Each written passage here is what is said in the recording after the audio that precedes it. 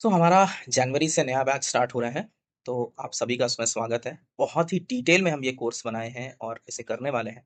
आपको पंचांग का जातक में कैसे इस्तेमाल करना है, मुहूर्त के लिए कैसे इस्तेमाल करना है, सीक्रेट ऑफ असेंडेंट्स क्या है, डिविजनल चार्ट्स में क्या रोल है, वैदिक एस्ट्रोलॉजी में कंजंक्शंस कैसे काम करते हैं।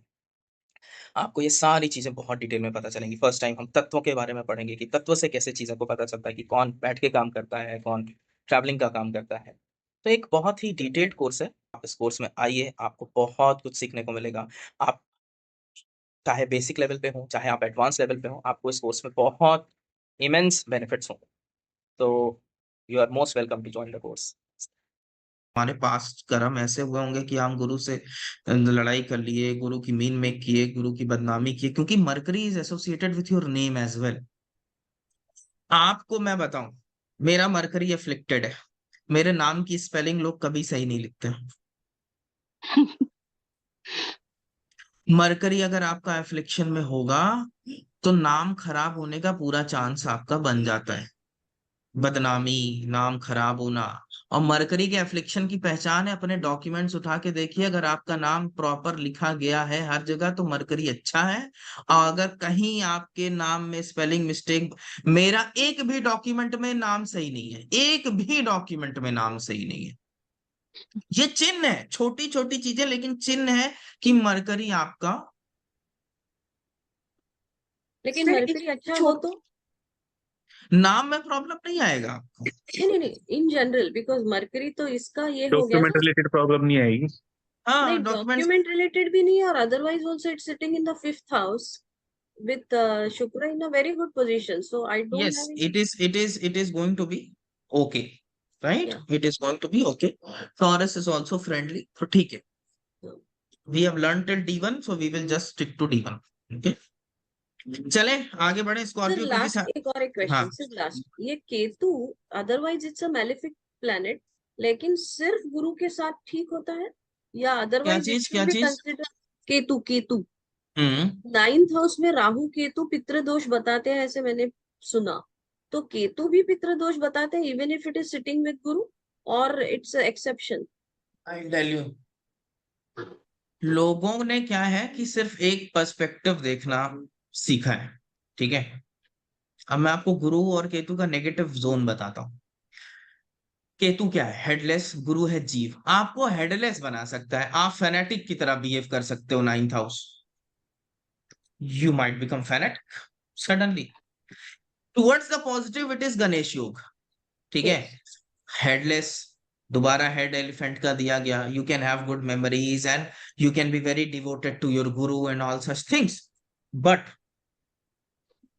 इसको हेडलेसनेस से भी जोड़ा गया। अगर बैड पोजीशंस में है तो ये हेडलेसनेस को भी दिखाता है कि व्यक्ति हेडलेस डिसीजन ले रहा है अपने लाइफ में, उसकी वजह से परेशान है। पितृदोष स्पेसिफिक नहीं, मैं आपको बताता हूं कि ये चीजें कहाँ से निकाली गई। टॉपिक इधर से उधर चल जा रहा है हम लोगों का। सॉरी सॉरी और अबाउट। आज थोड़ा सा टाइम भी पॉजिटिव है क्योंकि हमें डॉक्टर के पास जाना अपनी वाइफ को लेके। तो मैं बताता हूँ कि राहु केतु और शनि, बृहद पराशर होरा शास्त्र को जब आप पढ़ेंगे तो राहु केतु और शनि को एंट हिल्स बताया गया है। एंट हिल समझते हो? वाल्मीकि।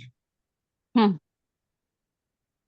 ठीक, चिटियों का घर। चींटियों का घर।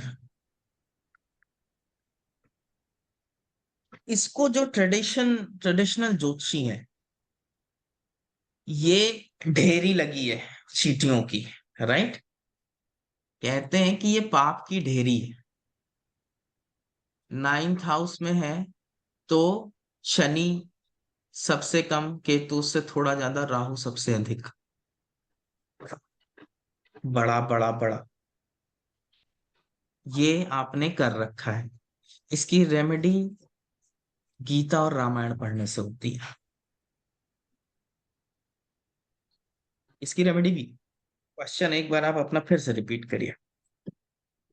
मैंने काफी सारी बुक्स में अंग्रेजी पढ़े हैं कि खास करके रॉबर्ट श्वार्ट्ज करके एक साइकोलॉजिस्ट साइकियाट्रिस्ट है, उनके बुक्स में ऐसे रेफरेंस है कि सोल बैठती है, सोल ग्रुप होता है, और काइंड ऑफ उसको बताया जाता है कि भाई इस जीवन में आपको ये लेसन्स आएंगे, and he agrees to that, और फिर उसका जीवन उस तरीके से जाता है। अपने शास्त्रों में ऐसे कुछ इसके दाखले मिलते हैं।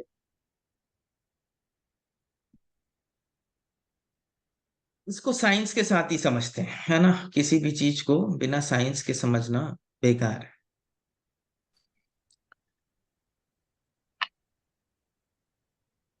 हर जब कोई न्यूबॉर्न होता है ना, तो कुछ ट्रेड्स जेनेटिकली एक्वायर्ड होते हैं उसके, है ना। हाइट में भी कितना बढ़ेगा, रंग कैसा हो जाएगा। स्वाति जी डॉक्टर हैं यहाँ पर, तो वो शायद इस बात को पुष्टि करेंगे कि कुछ चीजें जेनेटिकली एक्वायर्ड होती हैं और कुछ चीजें जेनेटिकली एक्वायर्ड नहीं होती। जैसे कि वो बहादुर बनेगा या नहीं होगा, डरपोक होगा, ये जेनेटिकली नहीं आ सकता। क्यों स्वाति जी? स्वाति जी अभी बैठी नहीं है मेरे ख्याल से। ये जेनेटिकली नहीं आ सकता, हाँ, है नहीं ना। करेक्ट है सर, सॉरी अनम्यूट अनम्यूट हो रहा था। ओके।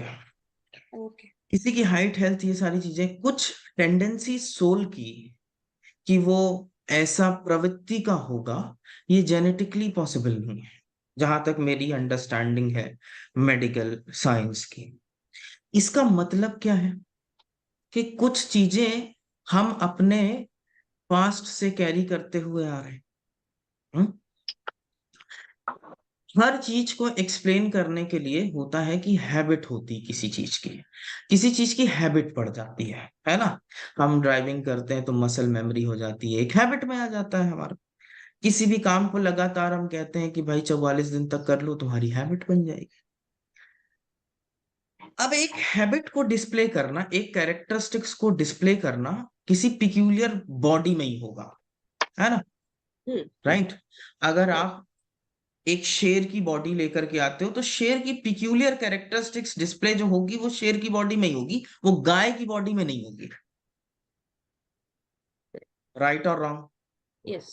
राइट। एक बर्ड्स की फ्लाइंग करने की कैपेबिलिटी और फ्लाइंग करने की कैरेक्टरिस्टिक उसी के में होगी। हंस हंस की तरह बिहेव करेगा और बाज बाज की तरह बिहेव करेगा, अलग अलग होंगे। इसका अगर हम देखें कि ये आ कहां से रहा है, तो ये आ रहा है रिपीटेड पैटर्न से। कोई भी एक हैबिट बनना, कोई भी एक सर्टेन कैरेक्टर फॉर्म होना, ये एक रिपीटेड पैटर्न है जिसे हम संस्कार के नाम से जानते हैं। संस्कार क्या होता है? बचपन में अच्छे संस्कार दिए, अच्छे संस्कार मतलब you are forming a habit. Habit will only come through repetitions. So then there has to be certain repetitions. Then there are questions. कोई कोई व्यक्ति बिना हाथ पांव के पैदा हो जाता है, कोई व्यक्ति पूरा हाथ पांव अच्छी हेल्थ के साथ, हाथ पांव के बिना पैदा हो गया या हाथ पांव उसके डिफंक्ट पैदा हो गए, ये भी जीन्स में आएगा क्या? जीन्स की वजह से होगा ये। ये कर्म से रिलेटेड है, इसमें कोई डाउट ही नहीं है। ओनली मैं उस क्वेश्चन तक इज पहुंचूंगा, वेदर। मैं वहां तक पहुंचूंगा। I will answer your question, but let us form understanding for everyone, है ना। वहां पर हम पहुंचते हैं, लेकिन अगर ये फिलोसॉफिकल क्वेश्चन है तो इसकी अंडरस्टैंडिंग सबको वो होनी चाहिए, है ना। किसी किसी को सब कुछ मिल रहा है पैदा होते ही, किसी किसी को कुछ नहीं मिल रहा पैदा होते ही। तो आप अपने आप से अगर चूज करेंगे, बैठ करके मौका दिया गया फ्री विल का, तो आप क्यों चूज करेंगे कि मेरे को कुछ मत दो, बचपन से डिप्राइव रखो मुझे? You will never choose. You will never choose that don't give me hands and legs.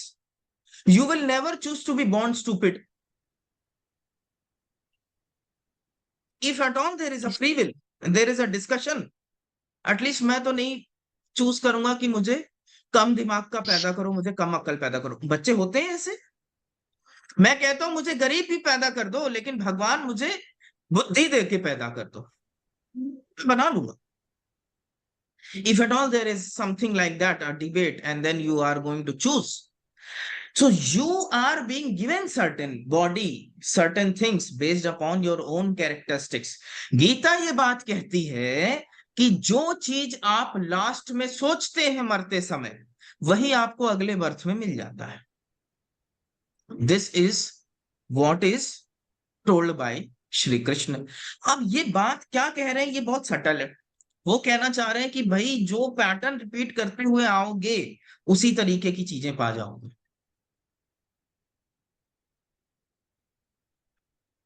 फिर जो हमारे शास्त्र कहते हैं, हमारे शास्त्र में ये 13 दिन का 14 दिन का कर्म क्यों बना हुआ है? आप इसको अगर ध्यान से समझें कि जब सोल बॉडी से अलग होती है, तो माइंड और सोल, सन और मून और मरकरी, ये सब अलग अलग है. उसके बाद सिर्फ एक सोल रह जाती है. उस सोल में मून और मरकरी का कोई योगदान नहीं रहता. इंटेलेक्ट जिसे आप कहते हो, इंटेलेक्ट कहती है कि किसी भी अच्छा या बुरा चीज को डाइसेक्ट करने के लिए मिली है. आप आग में उंगली डालोगे, आप जल जाओगे. आपको ये बुद्धि आ गई. वो सोल के पास अब वो नहीं है. The soul is just conscious but not intelligent. That is what our Shastra says.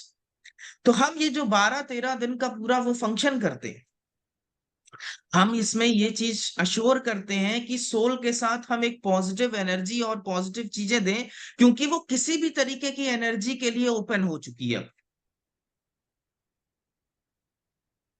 कोई भी एनर्जी वो एब्जॉर्ब कर सकती है, पॉजिटिव या नेगेटिव, बिकॉज अब उसके पास ये समझ नहीं है कि ये एनर्जी पॉजिटिव है या ये energy negative. It is just an energy. Positive and negative are only the sense of and matter of intellect. Right or wrong? हम ये सारे रिचुअल्स करते हैं. अब आप देखिए, जब आदमी कोई मरता है हमारे हिंदूस में, तो दोनों अंगूठे पैर करके बांध दिए जाते हैं. इसका लॉजिक समझते हैं? ऊर्ध्व की ओर. नहीं. जो मल द्वार होता है, राइट, एनस, कोई दूसरी आत्मा वहां से वापस जाने के रास्ते को भी जब आपके अंगूठे एकदम सट जाते हैं, तो वो रास्ता बंद हो जाता है. ओके. कोई भी एनर्जी उस चीज में प्रवेश ना कर से, और ना ही कि आपकी सोल. तो यही मानते कि 10-12 दिन तक वो रह रहे हैं, एटलीस्ट 10 दिन तक वो रह रहे हैं, they are near by.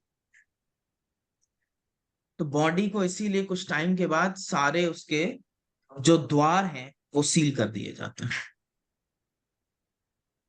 Right. So as per our system and my understanding, you are only being given certain body, certain type, certain things to display what was your pending things, what was your habit. बच्चा बचपन से ही कम बोल रहा है, Aquarius लगन का है, तो अब आप ये बोलिए ये जेनेटिकली आया है, ये कम बोलेगा?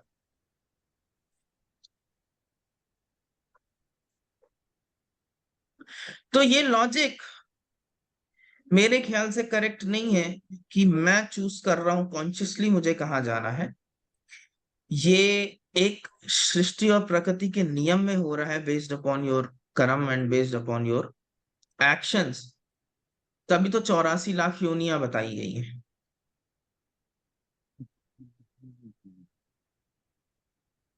Logical? Yes, correct sir. Even अगर आप जीन पूल सोचो कि मदर का डीएनए, फादर का डीएनए, बोथ आर इंटरट्वाइंड. एक बेसिक डीएनए स्ट्रक्चर हम सबको पता है, एक हेलिकल स्ट्रक्चर होता है. उसमें there are millions of combinations.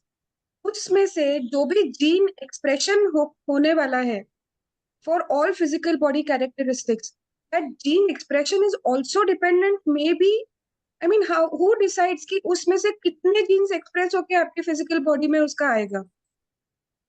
Right. So that gene expression, I think, has got something to do with your predetermined fate. Otherwise, you would not choose those genes. मतलब I have worked abroad also. तो आप एक Afro Caribbean father और white mother के बच्चे को भी देखो, there are some children who are not born with Afro-Caribbean features, and there are some children who are born with all those Afro-Caribbean features. Who decides? Correct. और यही शायद तो वो वो संस्कार हैं जो अभी हम expression, बात कर रहे थे। हाँ, तो वो संस्कार या आपका पहले का कर्म होता है, मुझे ऐसा लगता है कि वो डिसाइड करता है out of the million characteristics in every gene pool what you are actually going to be carrying forward in this life. Sir, मेरा question, I have no doubt whatsoever in my mind that it is connected with the karma. The question was whether उसके गुरु के साथ वो बैठ के he kind of accepts वो जो उन्होंने जो दृश्य बताया है कि actually he sits with his guru and others and guru kind of convinces him that you need to take up these lessons in this life. मैं सिर्फ वो वाले चित्र के बारे में, No, can that be no, realistic? मेरे no. I have no My doubt at all about the yes, karma theory.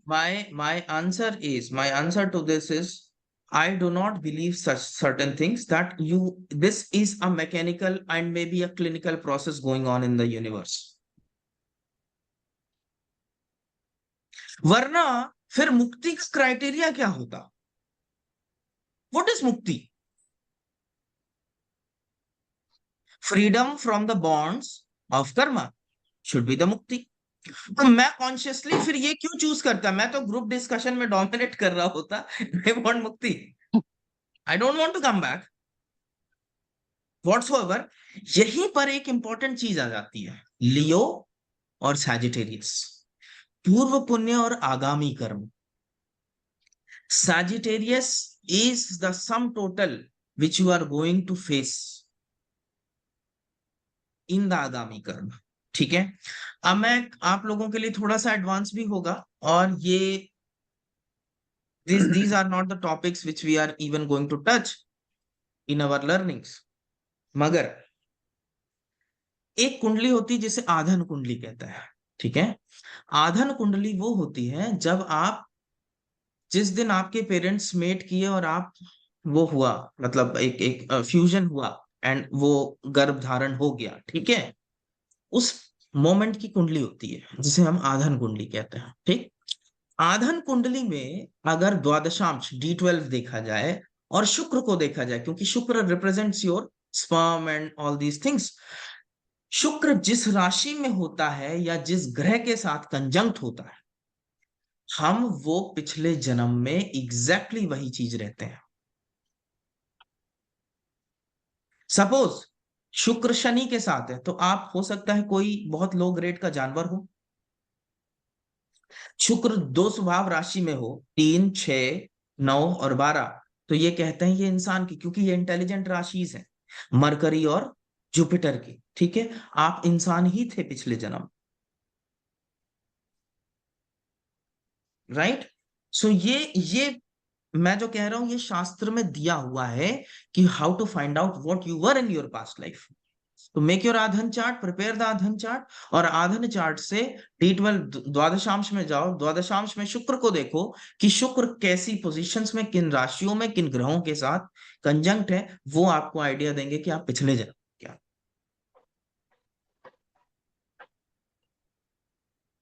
ठीक है, सो मेरा पॉइंट दोबारा ये कहने का है, the soul, the intelligence is being taken away. That is why you cannot consciously choose. Maybe you are just conscious, but you are not intelligent. That is that aspect. अगर आपकी इंटेलिजेंस आपके साथ और हर चीजें आपके साथ कैरी करके आ रही हैं, ये तो बात सही है कि आपको, हमारे ऋषि मुनियों ने बोला कि आप कुछ मेथड्स हैं, ट्राई करो, आपको पूरी मेमोरी आ जाएगी। बुद्ध ने भी ये चीज बताई है कि पूरी मेमोरी आ सकती है। शास्त्र में क्या लिखा है इसके बारे में? शास्त्र कहते हैं कि अगर किसी का जुपिटर सिंहासन अंश में हो, ये सारे टर्मिनोलॉजी एडवांस है, लेकिन किसी का जुपिटर सिंहासन अंश में होगा तो उसको पास्ट लाइफ मेमोरी आना इजी होगा, या मे बी ही विल और she will remember what has happened. तो you have the memory but not the intelligence. That is Thank what you, the sir. sum Thank you. total is, है ना? कि until unless you are intelligent, you might not be choosing it consciously. It is based upon that Rahu Ketu sitting on your right and left shoulder. ठीक है, वो जो कर्म record के करते हैं उनका क्या नाम है? चित्रगुप्त। चित्रगुप्त। यस, चित्रगुप्त। चित्रगुप्त। उनके उनके डायरीज के उस पे बेसिस पे आप सागर मंथन भी जो आप कहते हो, तो सागर मंथन में देखो, जब आप, आई एम श्योर आप सारे लोग इससे अवेयर होंगे, काल सर्प होता है, काल अमृत होता है, हो क्या रहा है? Rahu Ketu 2 point, right? और कुछ ग्रह जब सारे राहु के साइड में हो गए तो काल सर्प बन गया, जब सारे ग्रह केतु के साइड में हो गए तो काल अमृत बन गया। क्या है ये? राहु केतु एक सर्प है, ठीक? और जब सागर मंथन हुआ था तो देव और दानव, एक जन ने क्या पकड़ा था? मुंह, और एक जन ने पकड़ा था पूंछ। किसने पूछ। पूंछ पकड़ी थी? पूंछ किसने पकड़ी थी? देवों देवताओं। ने। देव। और मुंह किसने पकड़ा था? दानवों ने। सारे देवताओं। ग्रह देवताओं सारे ने पकड़ा। ग्रह ये वही हाँ। दिखाते हैं कि जब सारे दानव मुंह की तरफ, सारे ग्रह मुंह की तरफ चले गए तो वो दानव का फॉर्म ले लिए, कालसर्प का फॉर्म ले लिए। जब सारे ग्रह पूंछ की तरफ चले गए तो वो देवों का फॉर्म ले लिए और काल अमृत बन गया। और Rahu Ketu is like sitting on your left and right shoulder. और ये जो मेरुदंड है, माउंट मेरू से हुआ है ना सागर मंथन, तो मेरुदंड आपकी मेरू, ठीक? ये मेरुदंड वो है जिसको परमानेंट मथा जा रहा है। और ये जो दिमाग है आपका, ये है आपका भाव सागर, ठीक? ये वो सागर है, भावों का सागर है। आप मथते हो तो कभी कोई थॉट निकलता है, कभी कोई थॉट निकलता है, राइट? तो यही अमृत और यही विष है। आप डिप्रेशन में आ जाते हो, यही विष है। आप जब सुखी रहते हो, यही अमृत निकल आया। इसी सागर को परमानेंट मत्थे रहने से तमाम आइडियाज आते हैं जिससे आप अमर हो जाते हो। तो आप कुछ करके चले गए, आप अमर हो गए। समझ रहे हैं? वो स्टोरी सिंबॉलिक है। हो हम सब के अंदर एक सागर मंथन रहा है। उससे निकलेगा क्या, ये डिपेंड करता है कि किसका पलड़ा भारी, द डेविल्स और द गॉड्स। तो सारी चीजें कहीं ना कहीं माइथोलॉजिकल, और उससे ना हम सब attached. Sir, if I may just rephrase, चामला जी, शायद आपका क्वेश्चन ऐसा है कि may be you have accumulated बहुत सारे कर्म, तो उसमें से आप इस जन्म में कौन से काटोगे? क्या इस चीज का फ्री विल है? नहीं, मतलब मैं आप सारे के सारे नहीं, इकट्ठे तो नहीं काटते ना? no. वो कुछ I और was पूछ रही not talking about free will. I was just asking whether such kind of what nothing. scene that he is shown, or rather he's saying that every time sit with those kind तो of मतलब if you are people, choosing how much to finish और किसके साथ आपको finish करना है, तो फिर वो उस तरीके वो से बात की दैट इज जाती योर मुझे है, लगा था। D9 तो एंड ही D60। मिलता है, इतना ही मुझे पूछना था। कर्म के बारे अच्छा में अच्छा। कोई डाउट ही नहीं है कि वो जो किए हैं उसी हिसाब से आने वाला है। That doubt I never had. Consciousness मेरे हिसाब से नहीं है, बिकॉज आई जस्ट, मतलब I believe that after reading through all these text and all such things, I believe intelligence is being taken away, you are just conscious, and then you are being set. I would rather rephrase it like that, whether you are thrusted with this kind of life, forced कि भाई देखो आपने सब ये टेढ़े मेढ़े काम किए हैं, ये अच्छे वाले काम किए हैं, you have to live this kind of life, ऐसे डिक्टेट करते हैं, या जिस तरीके से उन्होंने बताया कि भाई समझा बुझा कर कि भाई आपने ये गलतियां की है, you better go through it, इतना ही मुझे पूछना था। ये तो आप ऊपर जाने के बाद जब लौटेंगे, आपकी बार कॉन्शियस रहेंगे तभी बता पाएंगे। मगर थैंक ऐसा यू सर, मेरे थैंक्स मेरे लॉट। हिसाब से तो नहीं होता है, या अपने शास्त्र इस तरीके के मत से सहमत नहीं। हमारे यहाँ तो डंजन्स का भी वो बताया गया है, गरुण पुराण पढ़िए कि आपको कौन कौन से यातनाएं दी जाएंगी। आपने हाँ, अगर बड़ा पत्नी मैंने। का पैसा खाया है तो आपको ये होगा वो होगा, ठीक है? तो गरुण पुराण बैठ करके कभी सुनिए, आपको पता चलेगा कि ये सारी चीजें क्या है, ठीक है? चलिए, पर नॉट। एक चीज बड़ी अच्छी है, मैंने अभी मतलब लास्ट ईयर मेरी मदर इन लॉ के डेथ के टाइम पे सब सुना था, तो मुझे इसमें लगा कि द हम जिसको कहते हैं फीटल एम्ब्रियोलॉजी, कि बच्चा अंदर कैसे बन रहा है, उसकी स्टेजेस बहुत एक्यूरेटली डिस्क्राइब्ड है। Yes, and that I yes. Was surprised कि इतना कैसे, मतलब हमने जो एम्ब्रियोलॉजी पढ़ी वो सेम टू सेम डिस्क्राइब्ड है, यस। एंड दैट वाज अरे स्टनिंग। साइंस, देखिए एक चीज और है, हमारे यहाँ हर चीज स्टोरी फॉर्मेट में क्यों है, हम उसकी अब पूजा करने लग गए, लेकिन बात ये नहीं है। इस दुनिया में सबसे महंगा क्या बिकता है आपको पता है? ज्ञान। Knowledge, knowledge, data. पक्का? पक्का? झूठ बिकता है। स्टोरीज, हॉलीवुड वाले स्टोरीज सबसे महंगी खरीदते हैं, ठीक है? क्यों? जो ह्यूमन डीएनए है ये स्टोरीज से ही समझने में सक्षम है सबसे ज्यादा, ठीक है? दिमाग हमारे से। पूरे शास्त्र छंद में है, गाने के फॉर्म में है। क्यों? ब्लैंकली आप कोई चीज जब रट्टा मारने की कोशिश करोगे कभी याद नहीं होगा। बचपन में भी कोई गाना सुना था तो आज भी आपको वर्बैटिम याद होगा। आपके दिमाग के जो पेग्स हैं वो म्यूजिक को होल्ड करने में सक्षम।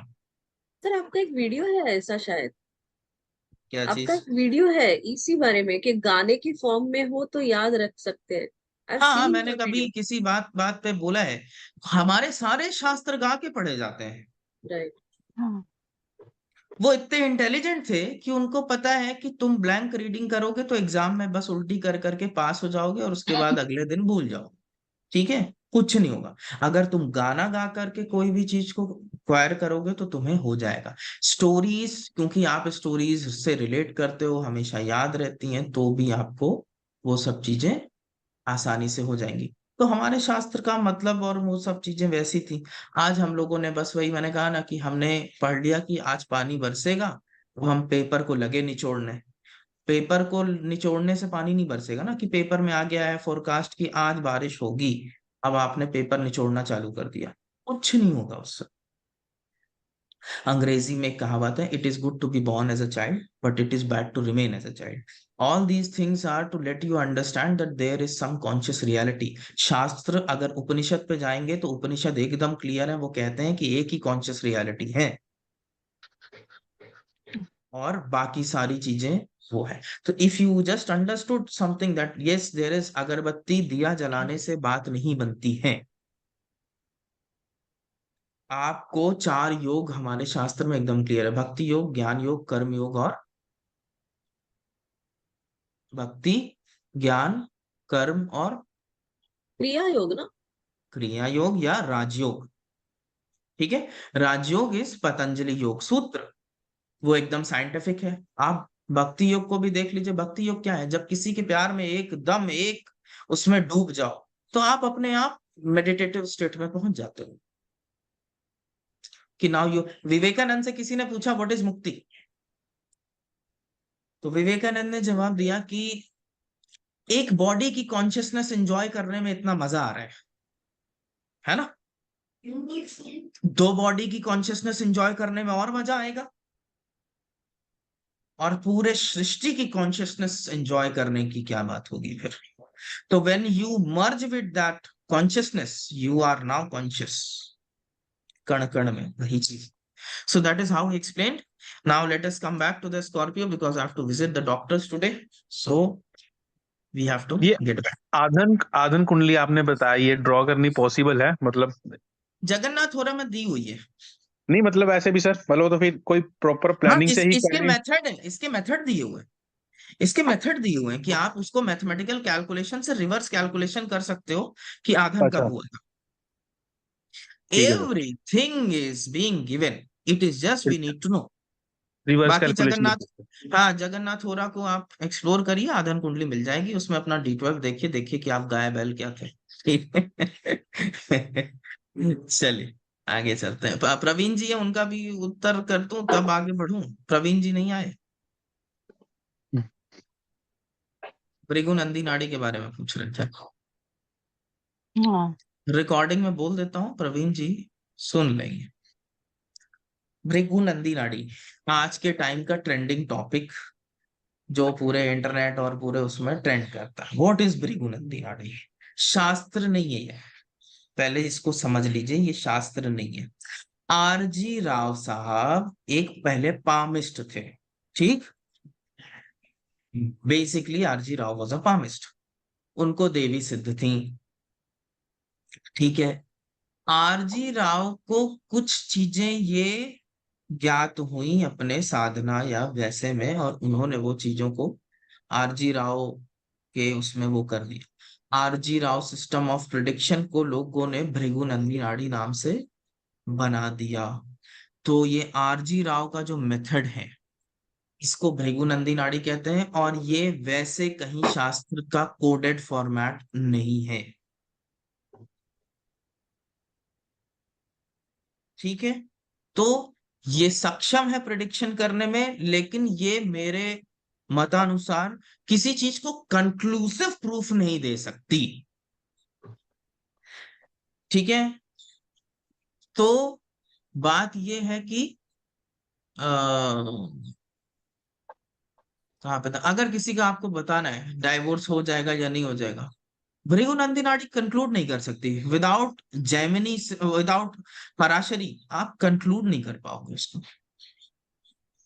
और इनका मतानुसार एक ये है कि जुपिटर को लगन बनाओ और जुपिटर से देखना चालू करो। भैया जुपिटर को लगन बना लोगे तो भी चंद्र की प्लेसमेंट सिर्फ बदलेगी, लगभग मोटा मोटी 15-20 दिन एक ही कुंडली पूरे लोगों में आ जाएगी।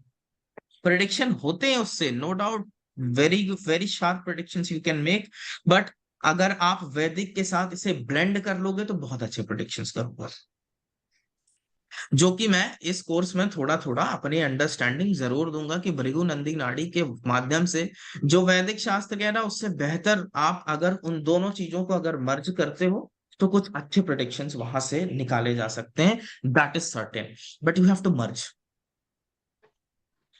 और आप अपने लगन, जैसे भृगुनंदी नाड़ी, चीफ क्या एक्सपीरियंस करेगा, जुपिटर को ले लो, जुपिटर से ट्राइन पकड़ लो। मैं आपको एक सिंपल सिस्टम दूं बिना लगन के, जैसे हमने देखा कि लगन की वजह से कितने सारे प्रेडिक्शन, अभी हम 10 क्लास 8 क्लास अपनी लगन के ऊपर बिता चुके हैं, अभी आगे भी 2-3 बिताएंगे, ठीक। इतने बारीक प्रेडिक्शन है। आप सिर्फ अपना जुपिटर लो, जुपिटर का साइन लो, लग्न से प्लेसमेंट लो और चंद्र से प्लेसमेंट लो। जैसे मैं अपना उदाहरण देता हूं, ये चीजें प्रोफेशन में आ जाएंगी। आप शनि से प्रोफेशन देख रहे हो, सब चीजों से प्रोफेशन देख रहे हो, आप गुरु को चेक करो, क्योंकि गुरु की चीजों में मैक्सिमम जीव है, वो मैक्सिमम टाइम स्पेंड करने वाला है। तो आज के टाइम में चूंकि प्रोफेशनल लाइफ इतनी इंपॉर्टेंट हो चुकी है और मोस्ट ऑफ द जीवन का वो बन गई है, तो आप गुरु से प्रोफेशन देखना चालू करो और देखो आपको कितना बढ़िया मिलता है। अपना उदाहरण देता हूं, मेरा गुरु 6th हाउस में है लगन से और 8th हाउस में है चंद्र से। 6th हाउस किन किन चीजों का है? रोग शत्रु। रोग ऋण शत्रु। और लिटिगेशंस, प्रोफेशन में अगर आप बात कर लें तो किन चीजों का है? मेडिसिन, लॉयर, डॉक्टरी, हीलिंग। लॉयर, ऑडिटर, है ना, ये सारी चीजें लगभग आती हैं। मैं प्रोफेशनली वैसे अगर आप मुझे लो तो मैं एक लॉयर, ठीक है, वकालत कर भी रखी है, 5 साल प्रैक्टिस भी करी है, सब कुछ है, ठीक है। और किसी के 6th, जैसे स्वाति जी, स्वाति जी के 6th हाउस में वो डॉक्टर है, ठीक है।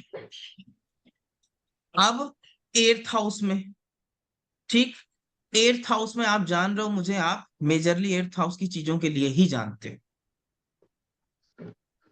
है ना, कि मैं 8th हाउस की चीजों में, किसी और के लिए अगर ये 6th हाउस में ये भी होता कि आपने उसकी इंडस्ट्री तय कर ली, मान लीजिए ये सॉफ्टवेयर इंडस्ट्री में, तो वो जब गुरु 6th हाउस का इन्फ्लुएंस करेगा ना, तो वो सॉफ्टवेयर इंडस्ट्री में भी ऑडिटिंग कर रहा होगा या वो नेट पिकिंग कर रहा होगा, ठीक है। तो ये सारी चीजें, आप 8th हाउस में गुरु, किसी के 12th हाउस में गुरु हॉस्पिटल्स का काम है, जैसे 12th राशि में गुरु हॉस्पिटल्स का काम है, चीजें आप वहां से, मेरे नए लाइन ऑफ थॉट में आप अपने प्रोफेशन को वहां से देखो। अभिषेक जी कहाँ है, टीचिंग कर रहे हैं आप, 5th हाउस से कोई एसोसिएशन है गुरु का?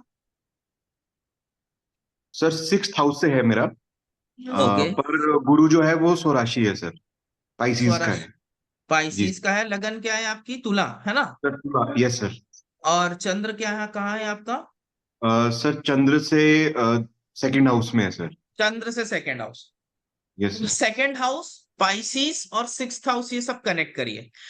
जी सेकंड हाउस स्पीच में कहीं ना कहीं शो करेंगे, वो जी सर। आएगा, स्पीच का रोल आ जी जाएगा उनके लिए, ठीक है। पाइसिस और सिक्स्थ हाउस को भी ब्लेंड करिए और देखिए कि इनके लाइफ में क्या होना चाहिए। और तो प्रोफेशन तय करते समय ना गुरु को चेक करिए। आप, वो आदमी वो चीज नहीं भी कर रहा, तो अगर आप गुरु से संबंधित चीजें करने लगे, जहां पर गुरु प्लेस्ड है, जिन राशियों के साथ कॉम्बिनेशन में, आप एक्सेल कर जाओगे अपनी चीजों में,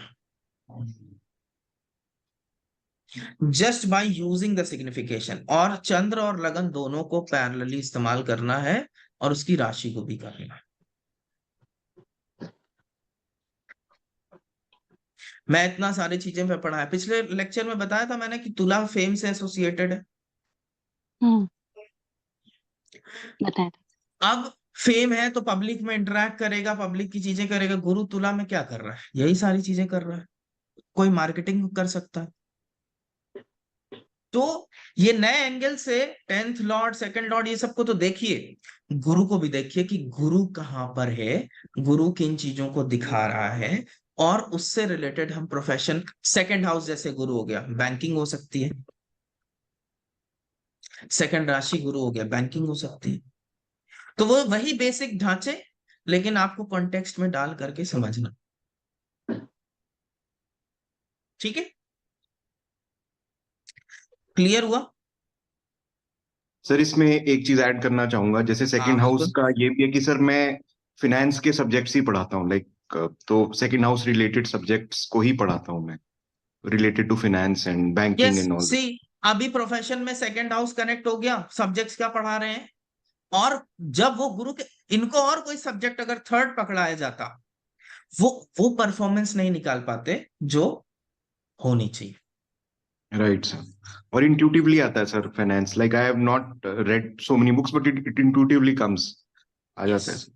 जी सर। बुध की कन्या राशि, श्यामला जी, प्रॉब्लम क्या है कन्या राशि में, मैं आपको वो भी बताता हूँ कि why it is not considered good. मेरे को शास्त्र के अनुसार बताइए कि गुरु के साथ क्या नहीं करना चाहिए। फॉल्ट्स नहीं निकालनी चाहिए। करेक्ट। फॉल्स निकालना कौन सी राशि है, गुरु की निंदा, फॉल्स निकालना कौन सी कन्या, राशि है। फिक्स, या अब गुरु कन्या में है तो आपने अपने गुरु तुल्य लोगों के फॉल्ट निकालने का आपने वो ले रखा है ना, इसलिए वो प्रॉब्लमेटिक जोन है। तो ये गुरु दोष ही माना जाता है इस हाँ, लाइफ में। आप गुरु के अगेंस्ट, देखिए पहले तो मैं बताऊं, स्कूल टीचर और ये सब के नहीं, वो गुरु, ये वो गुरु की बात कर रहे हैं जो आप। और मैं एक चीज और बताता हूँ, अब कोई फ्रॉड कर रहा, आशाराम बापू जैसा गुरु मिला, 100 गालियां दीजिए, क्या गुरु दोष, मेरा मानना। ये वो गुरु है जो आपको आध्यात्मिक वो दे रहे हैं। गुरु can be many many people, I might be a Guru in some sense.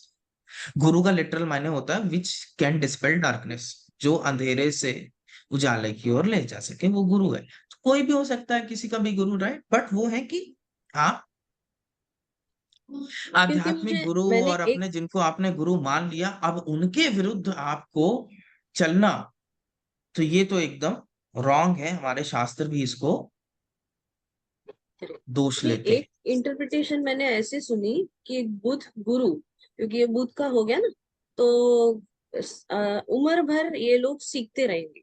That is one interpretation, और there is yes, nothing to do with गुरु दोष। लेकिन ये मैं भी मानती हूँ कि ये गलत चीजें निकालना कि गुरु के बारे में और गलत सोचना, ये हो सकता है, एब्सोल्यूट। और कन्या राशि लड़ाई करने की भी है, तो गुरु से अपने लड़ना, this can create a severe problem, ठीक है। Thank you. इसलिए हम इस चीज को लेते हैं कि वो कन्या में उतना बेनिफिक नहीं है, और कन्या में कुछ